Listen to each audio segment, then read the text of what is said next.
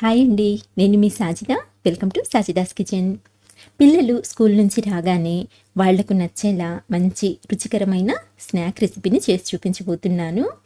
కేవలం అరకప్పు పచ్చిశనగపప్పు ఇంకా మన ఇంట్లో ఉండే కొన్ని ఇంగ్రీడియంట్స్తోనే చాలా రుచిగా, చాలా ఈజీగా ఇలా మీరు కూడా స్నాక్ చేసి పెట్టండి. పిల్లలే కాదండి, ఇంట్లో అందరూ ఇష్టంగా తింటారు. చాలా అంటే చాలా బాగుంటాయండి ఈ వడలైతే. సో తప్పకుండా ట్రై చేసి చూడండి. మరి ఇప్పుడు ఎలా తయారు చేసుకోవాలో ఆ సింపుల్ ప్రాసెస్ ఏంటో చూసేద్దాం. ఫస్ట్ అయితే ఒక మిక్సింగ్ బౌల్ తీసుకొని ఇందులోకి అరకప్పు వరకు పచ్చిశనగపప్పుని తీసుకోండి. ఇప్పుడు ఈ పప్పులోకి నీళ్ళని వేసుకొని ఒక 2-3 సార్లు నీట్గా కడిగి తీసుకోవాలి. ఇలా కొంచెం రుద్ది కడిగినట్లయితే అందులో ఉండే ఆ డస్ట్ అంతా మొత్తం చక్కగా క్లీన్ అయిపోతుందన్నమాట. సో ఇలా కడిగిన తర్వాత ఇందులోకి కొన్ని నీళ్ళని పోసుకోవాలండి.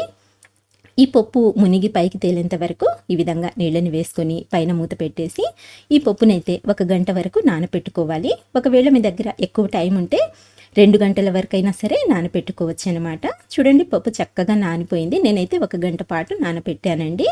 సో ఇలా నానపెట్టుకున్న తర్వాత ఈ పప్పుని మనము ఇప్పుడు ఒక మిక్సర్ జార్లోకి ట్రాన్స్ఫర్ చేసుకుందాము.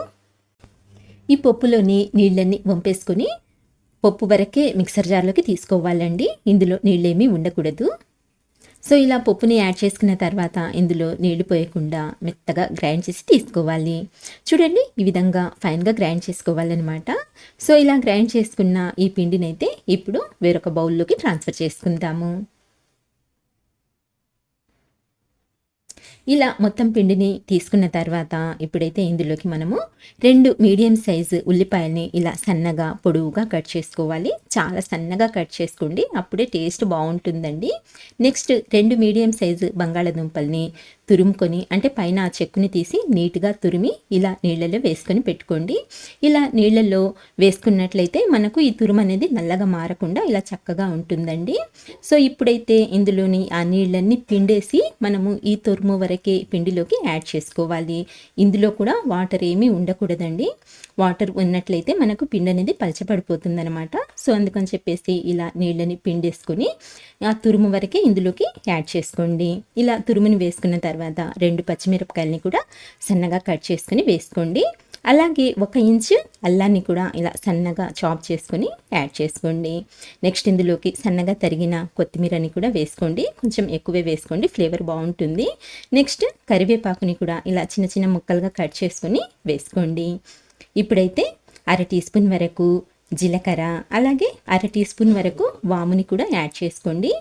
మనము ఈ స్నాక్ శనగపప్పుతో చేస్తున్నాం కాబట్టి ఇందులో వాము వేయడం వలన టేస్ట్ బాగుంటుంది, అలాగే అరుగుదలకు కూడా చాలా మంచిదనమాట. సో ఫైనల్గా 1/2 టీ స్పూన్ వరకు గరం మసాలాని కూడా యాడ్ చేసుకోండి. అంతేనండి, ఎలాంటి స్పైసెస్ అవసరం లేదు. ఫైనల్గా రుచికి సరిపడా సాల్ట్ నేనైతే 1/2 టీ స్పూన్ వరకు వేస్తున్నాను. మీరు మీ టేస్ట్ని బట్టి కొంచెం ఎక్కువ తక్కువ అయినా సరే చేసుకోవచ్చు అనమాట. ఇప్పుడైతే ఇవన్నీ పిండిలో బాగా కలిసేలా ఇలా చేతితోనే చక్కగా కలుపుకోవాలండి. చూడండి, ఈ విధంగా బాగా కలుపుకున్న తర్వాత మనము దీన్నైతే ఇప్పుడు రెడీగా పక్కన పెట్టుకుందాము. మనకు పిండి అయితే రెడీ అయిపోయింది. అలాగే కన్సిస్టెన్సీ చూడండి, ఇలా ఉండాలన్నమాట. మరీ గట్టిగా ఉండకూడదు, అలా అని మరీ లూజ్గా కూడా ఉండకూడదండి. సో ఇప్పుడైతే దీన్ని పక్కన పెట్టుకొని స్టవ్ ఆన్ చేసుకొని ప్యాన్ పెట్టుకొని ఇందులోకి 3 టేబుల్ స్పూన్ల వరకు ఆయిల్ని వేసి ఆయిల్ని బాగా వేడి చేసుకోండి.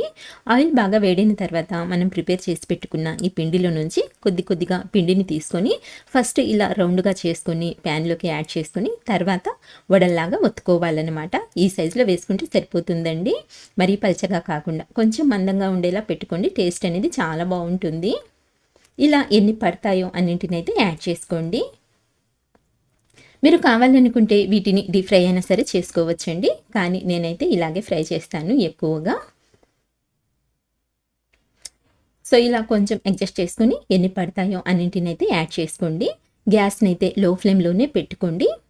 లో ఫ్లేమ్లో ఫ్రై చేసుకున్నట్లయితే ఇవి మనకు పైన క్రిస్పీగా ఫ్రై అవుతాయి, అలాగే లోపల నుంచి సాఫ్ట్గా చక్కగా కుక్ అవుతాయి అన్నమాట.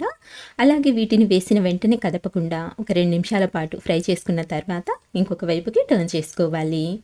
ఇందులో మనము బంగాళాదుంపల్ని వేసాం కాబట్టి టేస్ట్ చాలా అంటే చాలా బాగుంటుందండి. లోపల మెత్తగా సాఫ్ట్గా, పైన క్రిస్పీగా చాలా అంటే చాలా రుచిగా ఉంటాయన్నమాట. పిల్లలైతే చాలా ఇష్టంగా తింటారండి. సో, ఇలా మీరు కూడా ఒకసారి ట్రై చేసి చూడండి. చాలా టేస్టీగా ఉంటాయి ఈ వడలైతే. చూడండి ఈ విధంగా టర్న్ చేసుకున్న తర్వాత 2 వైపుల నుంచి ఈవెన్‌గా చక్కగా ఫ్రై అయిపోయాయి. సో, ఇలా మంచి కలర్ వచ్చేంత వరకు కొంచెం అటు ఇటు తిప్పుతూ ఫ్రై చేసుకున్నట్లయితే మనకు ఈవెన్‌గా ఫ్రై అయిపోతాయన్నమాట. ఇలా ఫ్రై చేసుకున్న తర్వాత ఇప్పుడైతే వీటిని వేరొక ప్లేట్‌లోకి తీసేసుకుందాము. ఆయిల్ కూడా ఎక్కువగా పీల్చవండి. చాలా తక్కువ ఆయిల్‌లోనే మనము ఈ వడలనైతే ఫ్రై చేసుకోవచ్చు. అంతేనండి. ఇప్పుడు వేడివేడిగా సర్వ్ చేసుకున్నట్లయితే పిల్లలే కాదండి, ఇంట్లో అందరూ కూడా చాలా ఇష్టంగా తింటారు. చాలా టేస్టీగా ఉంటాయండి. తప్పకుండా ట్రై చేసి చూడండి. అలాగే మీకు ఎలా వచ్చాయో నాకు చిన్న కామెంట్ కూడా చేయండి ఫ్రెండ్స్. మరి రెసిపీ నచ్చిందా? నచ్చినట్లయితే చిన్న లైక్ ఇవ్వటం అయితే మర్చిపోవద్దు. ఇలాంటి మంచి టేస్టీ రెసిపీస్ కోసం అయితే మన ఛానల్‌ని మర్చిపోకుండా ప్లీజ్ సబ్స్క్రైబ్ చేసుకోండి. ఇంకొక మంచి వీడియోతో, మంచి రెసిపీతో మళ్ళీ కలుస్తాను. అంతవరకు బాయ్ అండి. Thank you for watching.